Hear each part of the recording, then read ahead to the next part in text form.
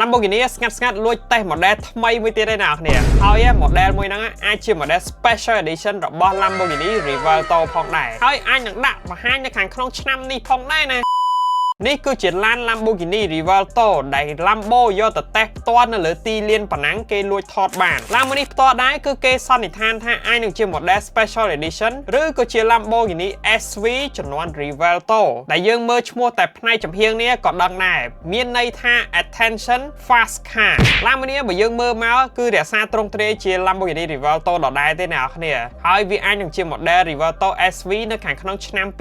2027ហើយនឹងការដាក់បង្ហាញនៅឬក៏ Monterey Car Week ឆ្នាំ2026នេះផងដែរបើយើងមកមើលរូបរាងរបស់ឡានមួយនេះផ្នែកខាងមុខមានរូបរាង aggressive ជាងឡាន Rivalto ធម្មតាទៅទៀតអ្នកនរអា Rivalto នេះយើងមើលទៅគឺកាចប៉ុណ្ណឹងណាសម្រាប់ឡានមួយនេះកាន់តែកាចជា Rivalto ធម្មតាទៅទៀតជាមួយនឹងអា front fender នេះអូនិយាយទៅអាចនឹងចេញមក Lambo អាចនឹងខុកទៀតដែរបាទអ្នកនរមិនខុសអីពី model SV ជំនាន់ Aventador ទេមានការកែប្រែ front bumper ជាមួយនឹង side skirt ហើយជាមួយនឹង wing ខាងក្រោយឡានមួយនេះផងដែរសម្រាប់ side skirt ក៏មានការផ្លាស់ប្ដូរឲ្យ aggressive ជា Rivalto ធម្មតាចំណែក spoiler ឬក៏ wing ខាងក្រោយនេះគឺជា fix wing ផងដែរអ្នកនរគ្នាកន្លែងនេះនិយាយទៅគឺយកគំរូតាម Aventador SV តែម្ដងគ្រាន់តែធ្វើមកលើ model ថ្មី Lamborghini Rivalto ផ្នែកខាងក្រៅនេះខ្ញុំជឿថាបន្ទាប់ពី Lamborghini បង្ហាញរូបរាងឡានរបស់មួយនេះពិតខ្ញុំជឿថាអ្នកនរគ្នាប្រកាសជាមានការពេញចិត្តជាខ្លាំងហើយដោយសារតែរួយរបស់វាគឺមើលមកកាចខ្លាំងមែនតើតាមផ្នែកខាងមុខផ្នែកចំហៀងហើយផ្នែកខាងក្រោយទៀតផងដែរมันខុសអីពី model SV ទេឡានមួយនេះគឺមានចំនួនកំណត់ផងដែរប៉ុន្តែមិនដឹងថា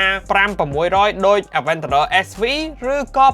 8-900ដូច Aventador SVJ និយាយអំពីម៉ាស៊ីនរបស់ឡានមួយនេះវិញអាចនឹងមានការ upgrade ជាធំផងដែរប៉ុន្តែមិនដឹងថាឡើង50 horsepower ឬក៏ទៅ1100 horsepower ទេតែជាទូទៅ Lamborghini តែងតែ upgrade ម្ដងបន្តិចសម្រាប់ power plant របស់ខ្លួនអញ្ចឹងសម្រាប់ឡានមួយនេះណាគេក៏សន្និដ្ឋានដែរថាវាអាចនឹងជា Lamborghini Rivalto SV ដែលផលិតកម្លាំងបានម្ដុំ1000ទៅ1100 horsepower ហើយជាមួយនឹងប្រព័ន្ធ aerodynamic របស់វាកាន់តែល្អជាង Rivalto ធម្មតាទៅទៀតបងប្អូនគ្នាមើលឡានមួយនេះហើយមានអារម្មណ៍ថាម៉េចដែរមានមតិអាច comment នៅផ្នែកខាងក្រោមនេះបានស្រឡាញ់ឡានកុំភ្លេច follow ម្នាក់មួយ